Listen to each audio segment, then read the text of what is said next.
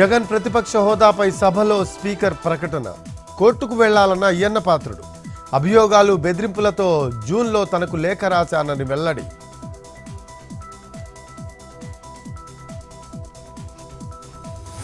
గోరంట్ల ఇంటికి వెళ్లిన మాజీ ఎమ్మెల్యే కేతిరెడ్డి, మాధవ్కు పోలీసుల నోటీసులపై చర్చించిన పెద్దారెడ్డి.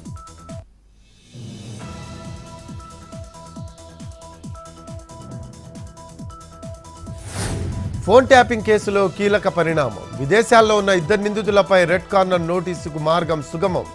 ప్రభాకర్ రావు, శ్రవణ్ రావు కోసం ఇంటర్పోల్కు సిబిఐ సిఫార్సు.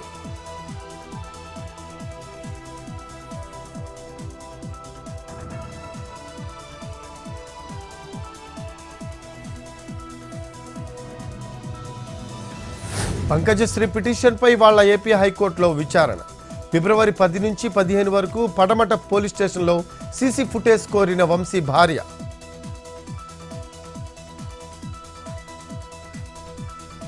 హైదరాబాద్ కూకట్పల్లిలో బోర్డు తిప్పేసిన వెల్ విజన్ కంపెనీ.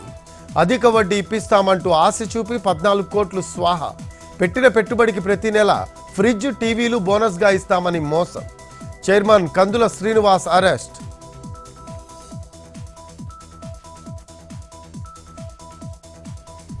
ఎస్ఎల్బీసీ టన్నెల్లో 12వ రోజు కొనసాగుతున్న రెస్క్యూ. కన్వేయర్ బెల్ట్ ద్వారా మట్టి, రాళ్లను తొలగిస్తున్న సిబ్బంది. 8 మంది కార్మికుల కోసం జీపీఆర్ ద్వారా మార్క్. 5 చోట్ల తవ్వకాలు చేస్తున్న టీమ్స్.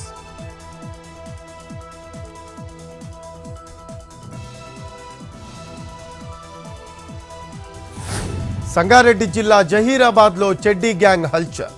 అర్ధరాత్రి మారణాయుధాలతో తిరుగుతున్న దొంగలు. సీసీ కెమెరాల్లో రికార్డైన దృశ్యాలు. భయాందోళనలో స్థానికులు.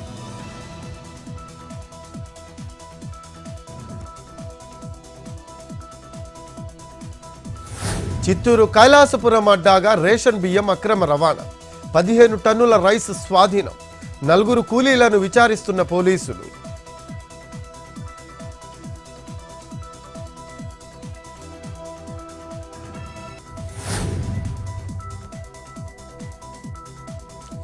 తిరుమలలో భక్తుల రద్దీ సాధారణం.